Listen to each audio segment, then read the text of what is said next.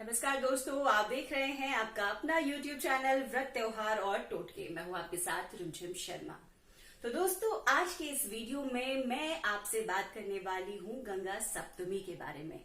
आपको बताने वाली हूं गंगा सप्तमी के महत्व के बारे में, पूजा विधि के बारे में। क्या कुछ इस शुभ दिन हमें करना चाहिए जिससे माँ गंगा की कृपा हम पर सदैव बरसती रहे।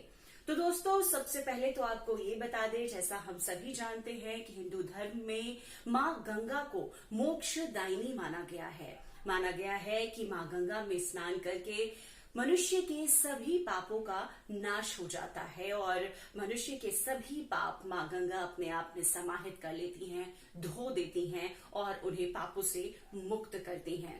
तो गंगा सप्तमी के दिन भी माँ गंगा में स्नान करने का दोस्तों विशेष महत्व होता है।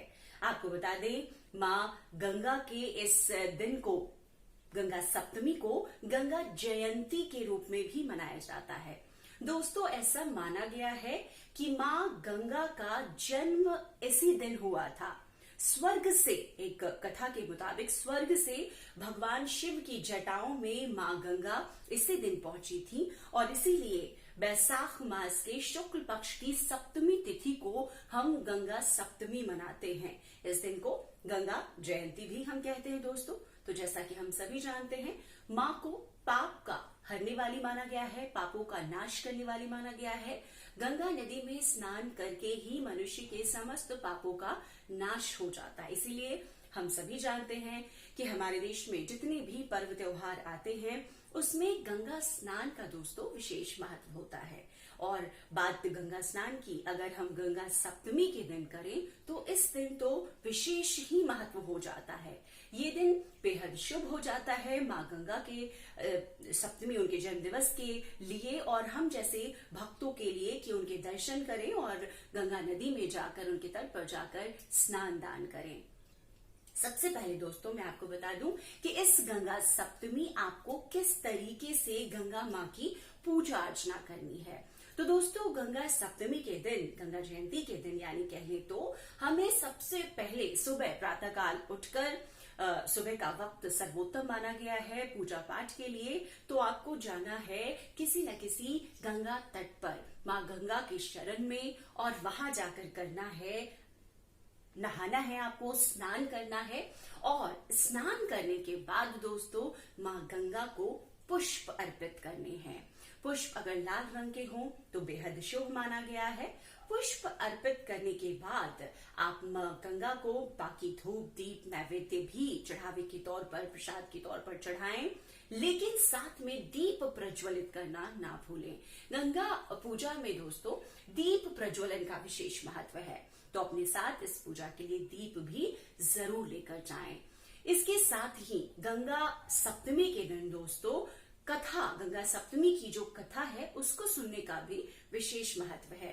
गंगा नदी के किनारे ब्राह्मण होते हैं, आप अगर ब्राह्मण वहां पर मौजूद हो उनसे कथा सुने, अगर वो ना हो तो खुद से भी आप कथा का श्रवण कर सकते हैं, पाठ कर सकते हैं, अपने साथ जानने वालों को सुना सकते हैं। बहुत सी आसान सी एक कथा की पुस्तक उपलब्ध हो जाती है बाजारों में, आप अपने साथ उसे लेकर जाएं।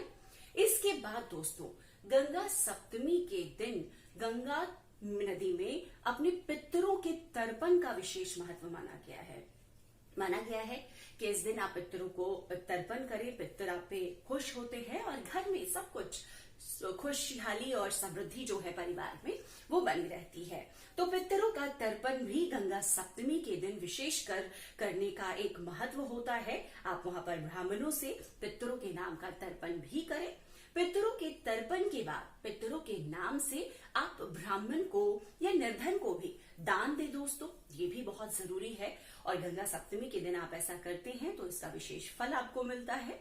उस दान के बाद जो अगली कड़ी है दोस्तों वो है गौ माता को भोजन कराने की। आपको गंगा सप्तमी के दिन गौ माता को जरूर भोजन कराना चाहिए। गौ को भी, गाय को भी हमारे धर्म में माता का स्वरूप माना गया है और गाय को भोजन कराना विशेष फलदायी होता है, बहुत शुभ माना गया है। तो दोस्तों ये जरूर से आपको उस दिन करना है। और दूसरी बात, जो एक बड़ी बात है कि ये पूजा यहीं पे नहीं समाप्त होती है, आपको शाम को फिर से एक बार माँ गंगा की विधिवत पूजा करनी है।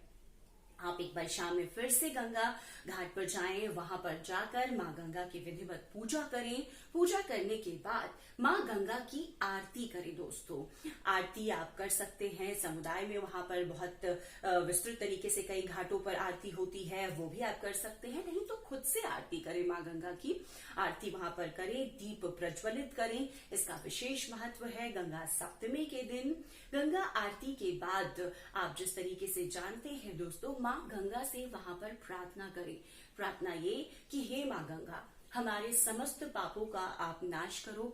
जैसा कि मैंने आपको बताया दोस्तों, माँ गंगा को मोक्षदायिनी, समस्त पापों का नाश करने वाली माना गया है। इसीलिए माँ गंगा से उस दिन अपने समस्त पापों के लिए आप क्षमा मांग सकते हैं। और दोस्तों, माँ गंगा अपने इस जयंती पर आपको आपके समस्त पापों के लिए क्षमा भी जरूर करेंगी। तो इस तरह की छोटी छोटी चीजें हैं दोस्तों, जिसे हम इस गंगा सप्तमी करें और माँ गंगा की पूजा अर्चना में वो दिन व्यतीत करें। तो ये तमाम चीजें हम कर सकते हैं। लेकिन एक जो इन दिनों की बात है, हम लॉकडाउन में है, पूरा देश इन दिनों लॉकडाउन में है। कोरोना वायरस की वजह से तमाम तरह की खबरें आ रही हैं कि कहर बढ़ता जा रहा है कोरोना का। हमें घर से बाहर नहीं निकलना चाहिए, क्योंकि कोरोना को हराने का एकमात्र यही विकल्प है कि हम उससे दूरी बनाकर रखें और घर पर सुरक्षित रहें। और इसी लिहाज से इस गंगा सप्तमी अगर हम गंगा घाट पर नहीं जा पाते हैं तो भी दिल छोटा करने की जरूरत नहीं है। हम सभी के घरों में पूजा स्थल पर दोस्तों गंगा जल जरूर रहता है। तो गंगा सप्तमी के दिन आप गंगा जल की कुछ बूंदे जल में, नहाने के जल में मिलाएं और उसी जल से स्नान करें। इससे आपको ये होगा कि आपको ऐसा महसूस करें, क्योंकि विश्वास की बात होती है। धर्म में आस्था और विश्वास सर्वोपरि माना गया है। तो इसे विश्वास के साथ कि उस जल में माँ गंगा खुद समाहित है और उस जल से आपने अगर स्नान कर लिया है तो आपने गंगा स्नान कर लिया है। माँ गंगा ने आपकी जो विनती है वो सुनी है और समस्त पापों का आपके नाश इस गंगा सप्तमी को माँ गंगा ने किया है। तो इस गंगा सप्तमी पर आप भी इस तरह से कर सकते हैं कि अगर गंगा तट पर नहीं जा पा रहे हैं दोस्तों, तो घर में ही गंगा जल की कुछ बूंदे अपने स्नान करने के जल में मिलाएं और उससे स्नान करके माँ से विनती करें और अपने समस्त पापों के लिए क्षमा मांगें। तो दोस्तों, गंगा सप्तमी पर आपको मेरा ये वीडियो कैसा लगा जरूर आप मुझे बताएं कमेंट बॉक्स में और हौसला अफजाई करें। साथ ही दोस्तों, क्योंकि हमारा ये चैनल बिल्कुल नया है, आप इस पर जुड़े, आपको उसके लिए मैं पहले ही धन्यवाद देती हूँ। और साथ ही ये भी आपसे विनती करूंगी कि जितना ज्यादा से ज्यादा हो सके इस वीडियो को शेयर करें, लाइक करें और सब्सक्राइब जरूर करें। सब्सक्राइब करने के बाद दोस्तों बेल आइकन भी जरूर दबाएं।